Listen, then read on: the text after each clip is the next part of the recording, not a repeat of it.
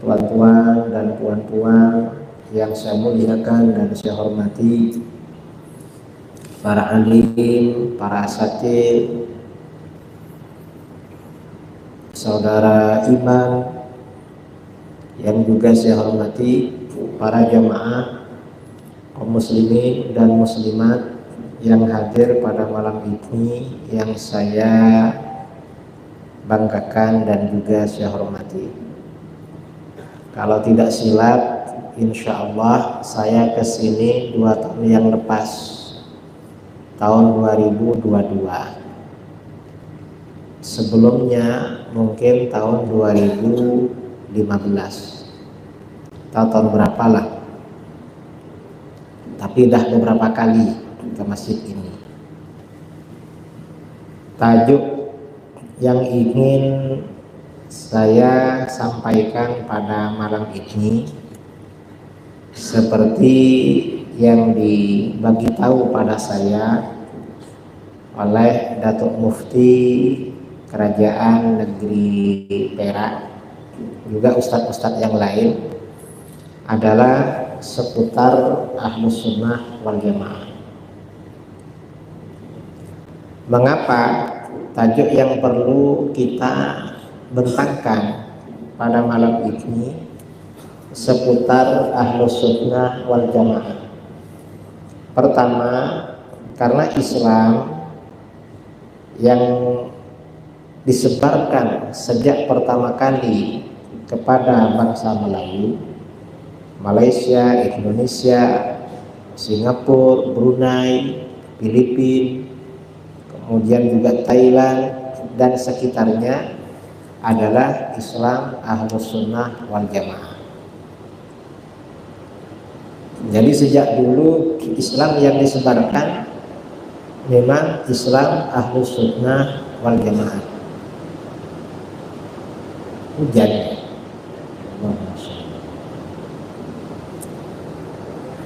Sejak bila Islam ini masuk kepada bangsa Melayu, sebagian pakar ahli sejarah mengatakan Islam ini masuk pada bangsa Melayu itu pada paruh pertama abad pertama Hijrah. Artinya kira-kira sebelum tahun 50 Hijriah. Diperkirakan setelah masa Khalifah Utsman bin Affan radhiyallahu anhu. Mengapa pada masa Sayyidina Utsman bin Affan? Karena pada masa Sayyidina Utsman bin Affan, negara-negara besar di dunia itu sudah ditaklukkan oleh umat Islam. Sayyidina Abu Bakar menjadi khalifah selama 2 tahun setengah. Lalu Sayyidina Umar menjadi khalifah 10 tahun. Sayyidina Utsman menjadi khalifah 12 tahun. Pada 6 tahun pemerintahan Sayyidina Utsman, umat Islam ini dah selesai berperang. Dah tak ada lagi yang mau diperangi. Karena negara-negara dah takluk semua. 6 tahun pemerintahan Sayyidina Utsman. Secara politik, secara teori politik, negara yang paling kuat itu rakyatnya biasanya bebas pergi melancong kemana-mana. Jadi secara teori politik mungkin pada masa itu para pedagang Arab itu sudah ada yang sampai ke tanah Melayu. Akhirnya ada bangsa kita dulu yang masuk Islam, walaupun masih sedikit, masih kecil.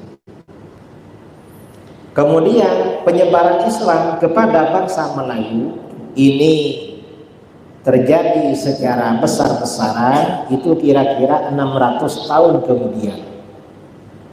Mengapa 600 tahun kemudian?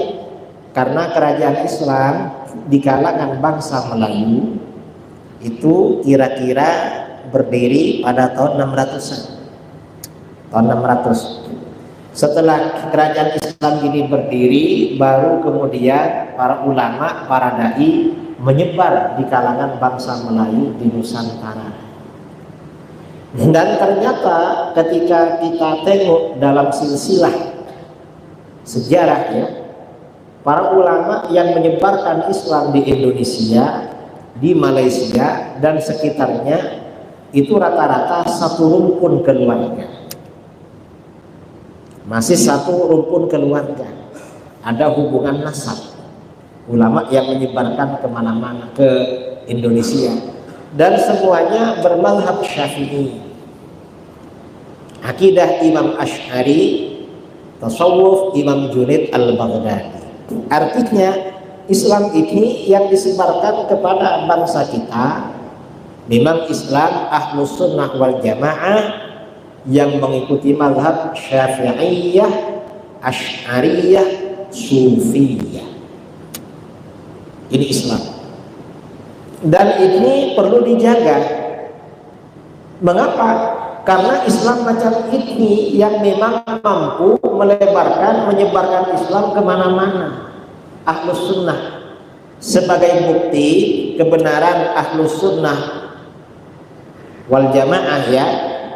Di dalam Al-Quran Allah Subhanahu wa ta'ala berfirman, walladzina jahadu fina lanahdiyannahum subulana wa innallaha lama'al muhsinin. Orang-orang yang berjihad di jalan kami ya, orang-orang yang berjihad di jalan kami, maka benar-benar akan kami tunjukkan pada mereka jalan-jalan kami. Orang yang berjihad di jalan Allah, oleh Allah akan diberikan hidayah. Jihad ini ada dua. Pertama, jihad penyebaran Islam ya, baik itu penyebaran dengan perang atau penyebaran Islam dengan berdakwah kemana-mana. Kemudian ada jihad dengan lisan dan tulisan. Nah, kata para ulama yang banyak berperan dalam jihad macam ini, penyebaran Islam, memang para ulama Ahlus Sunnah wal Jamaah. Berarti mereka golongan yang mendapat hidayah dari Allah Subhanahu wa ta'ala. Jadi dapat hidayah memang orang yang berjihad. Makanya saudara-saudara kita di Gaza itu Ahlus Sunnah, mazhabnya Syafi'i, akidahnya Asy'ari. Mereka berjihad dapat hidayah dari Allah.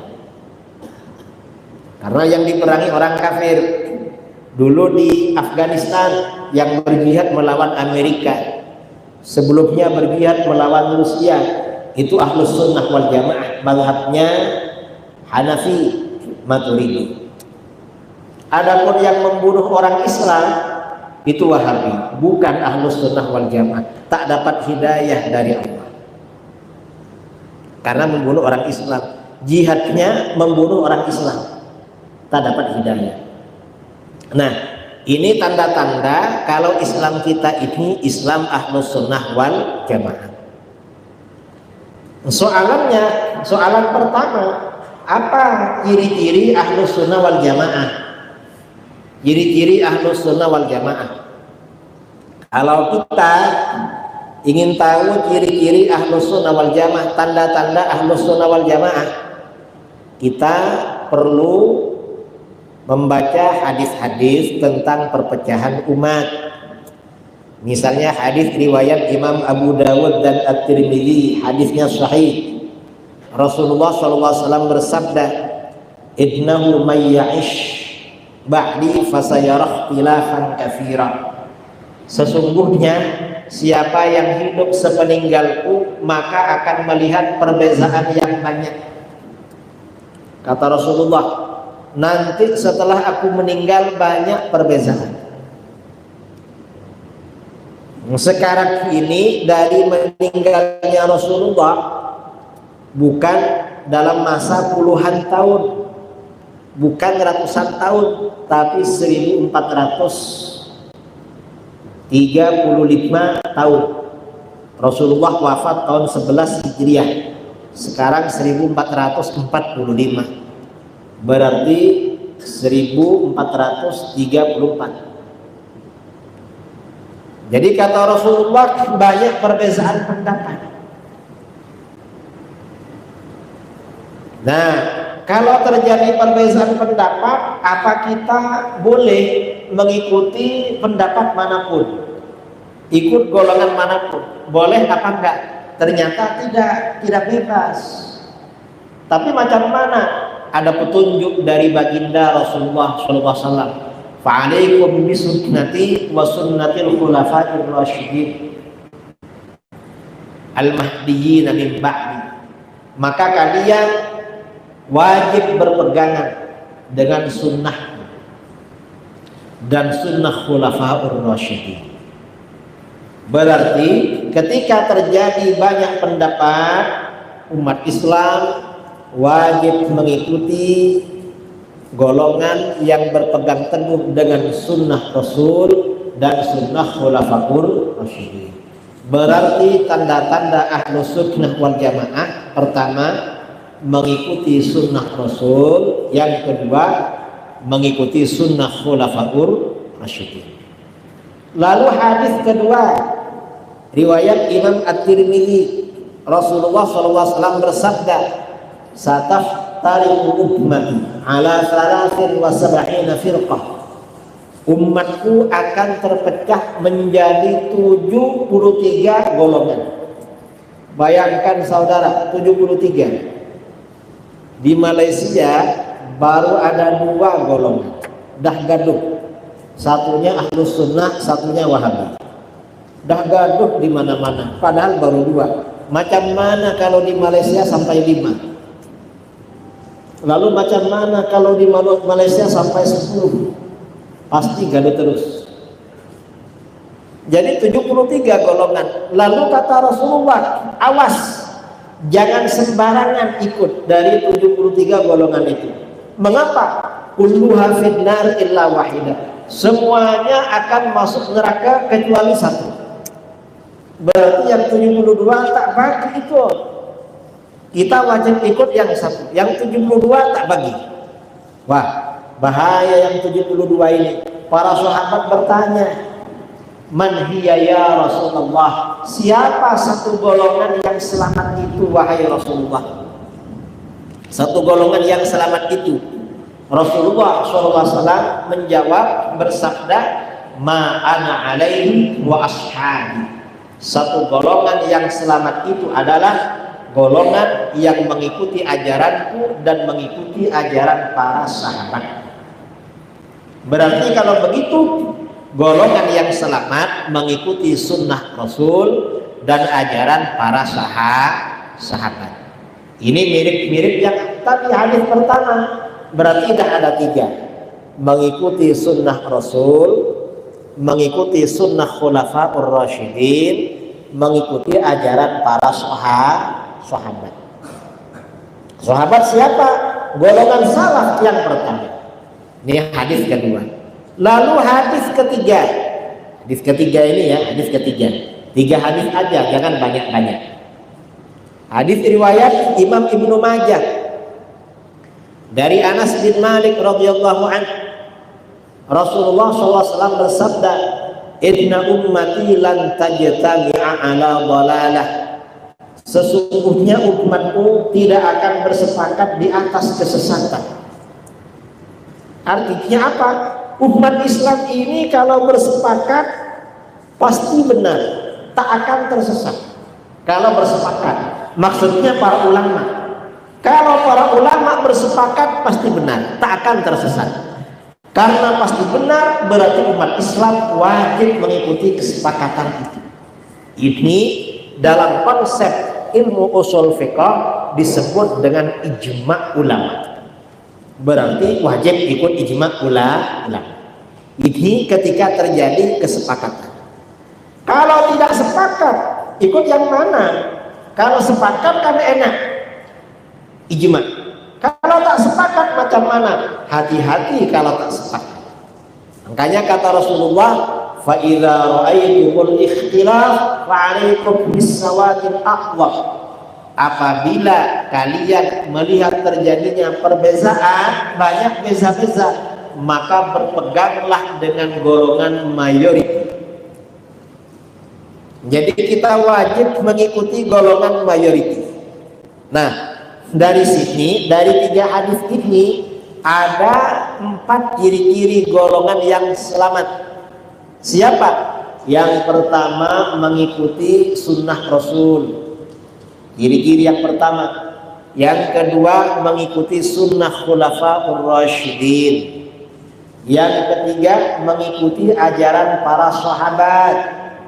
Yang keempat, mengikuti ijma' ulama. Yang kelima, merupakan golongan mayoritas. 5. Berarti kalau begitu, ahlus sunnah itu siapa? Kesimpulannya berarti ahlus sunnah wal jamaah adalah mayoritas umat Islam yang berpegangan dengan sunnah Rasul, sunnah khulafaur rasyidin, ajaran para sahabat, dan mengikuti ijma' ulama. Siapa mereka? Mereka ini di dalam beragama mengikuti metode bermazhab. Dalam menjalankan ajaran agama mengikuti cara bermazhab. Mazhab apa? Di dalam fiqh mengikuti salah satu mazhab yang 4. Mazhab Hanafi, mazhab Maliki, mazhab Syafi'i, mazhab Hambali. Kita bangsa Melayu mazhab Syafi'i. Itu di dalam fiqh. Lalu di dalam akidah mengikuti salah satu dari 2 mazhab. Mazhab Al-Asy'ari dan mazhab Maturidi. Ini di dalam akidah. Kemudian di dalam tasawuf, di dalam suluk, dalam akhlak mengikuti mazhab Imam Junaid Al-Baghdadi. Kita bangsa Melayu akidah mazhab Asy'ari, tasawuf mazhab Junaid Al-Baghdadi. Tarekatnya bermacam-macam. Saya tak tahu kalau orang Perak ikut tarekat apa. Naqsyabandiyah ya. Kalau di Indonesia bagian barat, mulai dari Aceh, Sumatera Barat, Padang, kemudian Sumatera Utara, Medan, kemudian Riau, Jambi, kemudian sebelahnya biasanya tarekatnya Naqsyabandiyah Khalidiyah.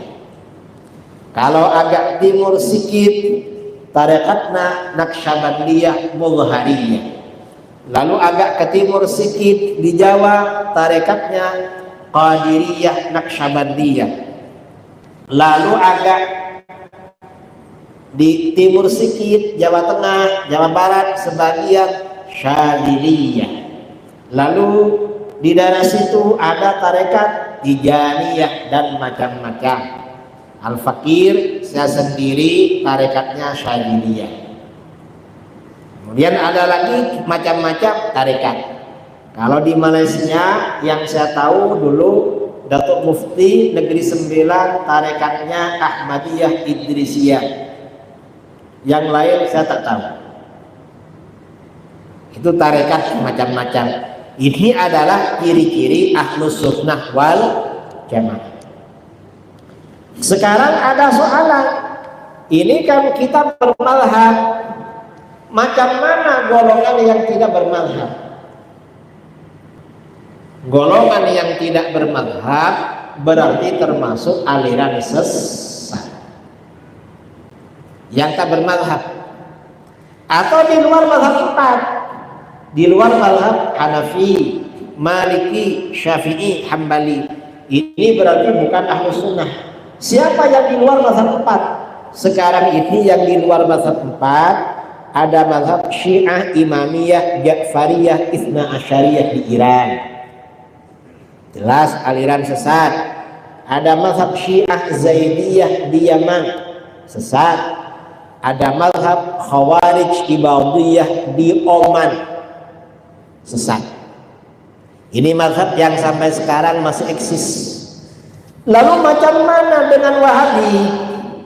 Wahabi ini sebagian anti mazhab. Tidak bermazhab memang, gak mau bermazhab. Sebagian, mungkin juga termasuk Wahabi Malaysia, Indonesia, anti mazhab. Biasanya ikut Wahabi modern, siapa Wahabi modern? Macam Syekh Albani, Syekh Mukbil, itu kan anti mazhab. Kemudian ada yang mazhab Hambali, tapi mazhab Hambali tidak kafah. Mengapa mazhab Hambali tidak kafah? Dalam banyak hal Wahabi keluar dari mazhabnya Imam Ahmad bin Hanbal, keluar dari mazhabnya murid-muridnya Imam Ahmad. Mereka bikin pendapat sendiri, terutama dalam perkara-perkara yang berbeda dengan jumhur umat Islam. Keluar dari mazhab Hambali. Nah, kita ini mengikuti mazhab Imam Syafi'i. Kita. Nah, mengapa di dalam beragama kita ini bermazhab? Kita ini bermazhab karena di dalam agama kita ini wajib punya guru. Tak bagi orang itu tak punya guru, tak bagi. Wajib punya guru dalam ajaran agama. Dan gurunya punya guru, gurunya punya guru terus. Di dalam Al-Quran dasarnya mana? Di dalam Al-Quran Allah berfirman, fas'alu ahlal dzikri in kuntum la ta'lamun. Bertanyalah kalian kepada ahli zikir. Ahli zikir ini maksudnya bukan ahli wirid, bukan, ya. Tapi maksudnya bagaimana? Ahli ilmu. Karena yang dimaksud zikir ini maksudnya Al-Quran. Di dalam Al-Quran, inna nahnu nazzalna dzikra wa inna lahu lahafizun. Sesungguhnya kami yang telah menurunkan zikir. Zikir ini artinya Al-Quran. Karena Al-Quran itu peringatan dan menjadi zikir. Nah, berarti fas'alu ahla zikri. Bertanyalah kamu kepada orang ahli Quran. Ahli Quran ini maksudnya ulama fiqh, ulama yang ngerti ilmu agama, bukan yang hafal Quran, bukan yang pandai baca, tapi ngerti maknanya, para ulama. Mengapa?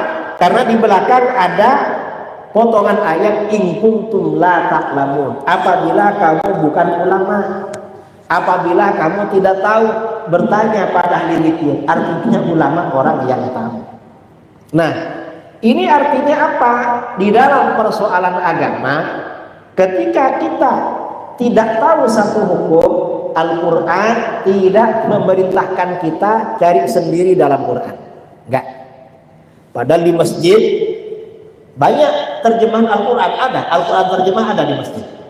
Ada kan? Allah tak memerintahkan, carilah. Kalau kamu tak tahu, cari dalam Al-Quran. Enggak perintahkan begitu. Mengapa? Karena kalau bukan orang yang alim, dah baca terjemah tak faham. Walaupun faham, keliru fahamnya. Salah fahamnya. Yang tahu maksud Al-Quran itu ulama. Jadi perintah kita ini dalam urusan agama wajib bertanya pada ulama. Ulamanya punya guru, gurunya punya guru, terus sampai bersambung sampai kepada ulama salaf, lalu kepada para sahabat, bersambung kepada baginda Rasulullah SAW. Itu Al-Quran. Makanya bermazhab ini untuk menjaga hubungan kita dengan guru. Itu bermazhab. Kalau tak bermazhab tak bisa. Bermazhab ini menjaga hubungan kita dengan guru. Ada gurunya kalau bermazhab. Kita ini saudara, jangankan memahami Al-Quran, kita ini membaca Al-Quran saja itu wajib punya guru. Kalau nggak punya guru, nggak pandai baca Quran. Misalnya saudara pergi ke kedai, lalu beli buku tajwid, beli Quran, beli tajwid, lalu bawa ke rumah, belajar sendiri. Kira-kira pandai baca Quran? Nggak pandai, nggak ngerti. Harus cara baca aja.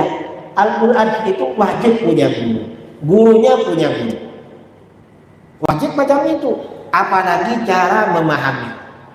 Kalau nggak punya guru bahaya saudara.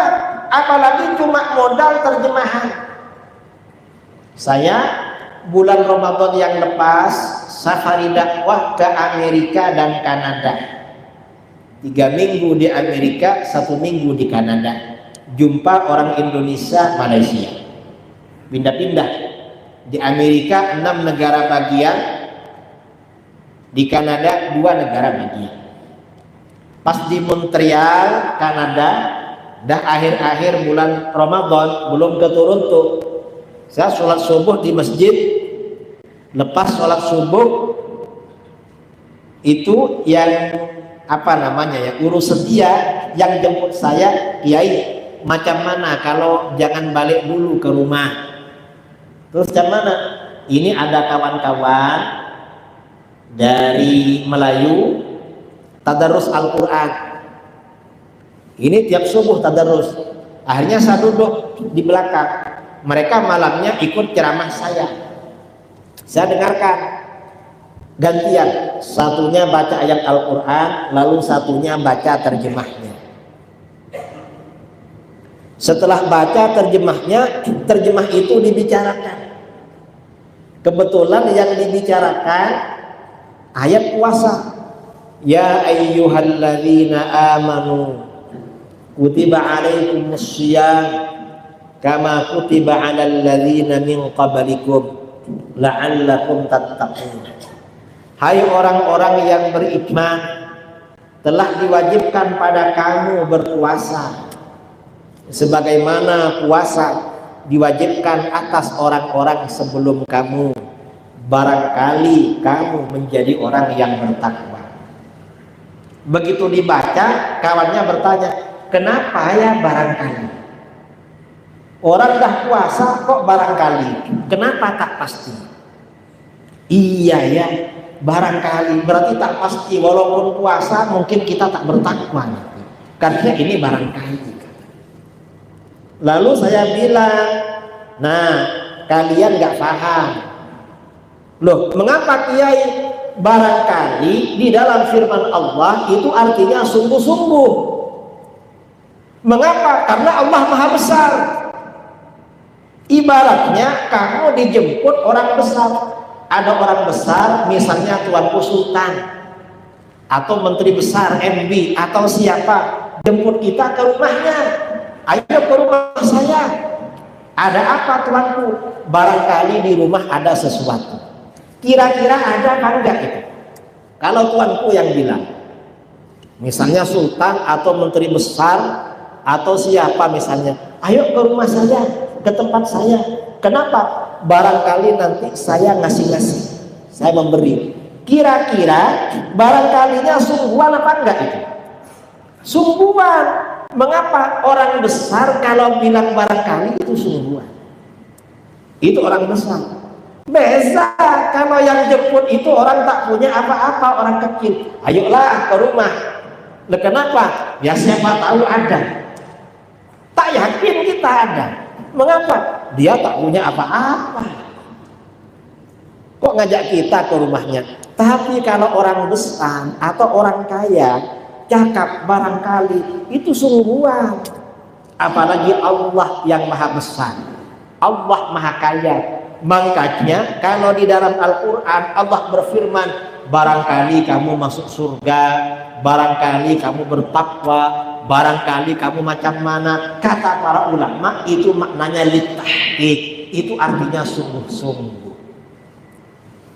Ini saudara, kalau orang baca Quran dari terjemahan, tidak belajar kepada orang yang ngerti, salah mengartikan.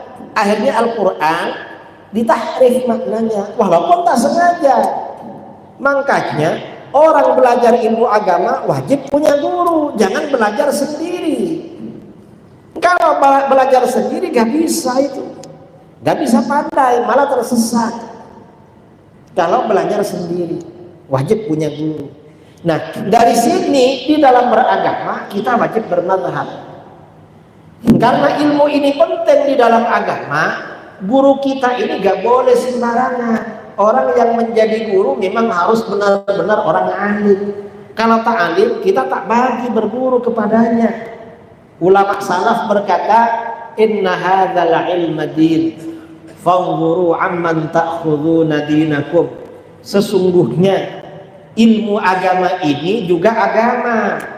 Makanya kamu pikir, kamu lihat dari siapa kamu belajar, pada siapa kamu mengambil ilmu. Dari sini kita ini perlu bermanfaat. Karenanya kalau ada ustadz-ustadz baru cakap lalu fatwanya berbeza dengan ulama-ulama dulu, dengan datuk mufti yang dulu, ulama-ulama guru-guru kita dulu, hati-hati dengan yang baru. Mengapa? Oh, jangan-jangan ini tak bermazhab ini. Jangan-jangan dia bukan ulama. Artinya kalau nasi belum matang, saudara pernah makan nasi belum matang? Nasi itu kalau belum matang kira-kira sama perut macam mana? Sakit kan? Sakit perut. Ilmu kalau belum matang disampaikan bikin sakit hati. Mengapa sakit hati? Siapapun dikafirkan sama dia. Setiap jumpa orang, ini orang kafir. Padahal saudaranya, ini orang syirik, ini orang bid'ah, hatinya sakit. Mengapa? Dia macam orang makan nasi yang masih mentah, tidak matang. Dia berarti dapat ilmu masih mentah, tidak matang, masuk ke hatinya. Makanya di dalam agama kita ini wajib bermazhab.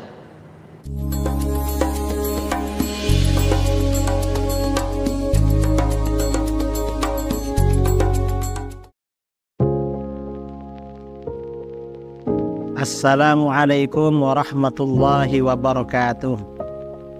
Saudara-saudara kaum muslimin dimanapun Anda berada, di seluruh Indonesia maupun di luar negeri, perkenalkan saya Al-Fakir Muhammad Idrus Ramli mengajak saudara-saudara sekalian untuk menyisihkan sebagian hartanya sebagai donasi bagi program peduli pendidikan yang dikelola oleh LAS, Lembaga Amin Zakat Sidogiri. Program ini merupakan bantuan untuk biaya pendidikan yang diberikan kepada anak didik binaan LAS Sidogiri yang meliputi 1.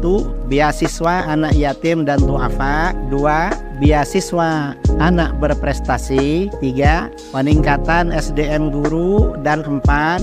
Penugasan dai dan atau tenaga pengajar. Silahkan saudara-saudara, kami tunggu donasinya melalui rekening yang tertera di video ini. Insya Allah harta kita akan semakin berkah, semakin dimudahkan, semakin lancar, semakin bertambah. Amin, Allahumma amin. Dari saya, Assalamualaikum warahmatullahi wabarakatuh.